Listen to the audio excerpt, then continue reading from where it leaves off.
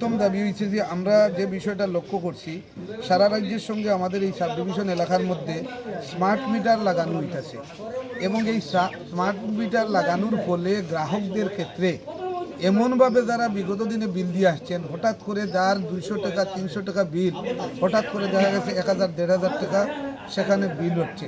তো এই বিষয়টা আমরা সিনিয়র ম্যানেজারের নজরে নিছি।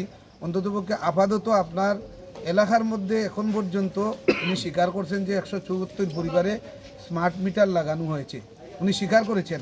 তো আমরা ওনার কাছে আমরা দাবি রাখছি যে আগামী মাস পর্যন্ত এই 174 জন যারা স্মার্ট মিটার লাগাইছেন তাদের বিলটা আগের বিলের সঙ্গে তুলনা করে আরও একটু পরীক্ষা নিরীক্ষা করে আপাতত এই স্মার্ট মিটার লাগানোটা বন্ধ রাখা হোক।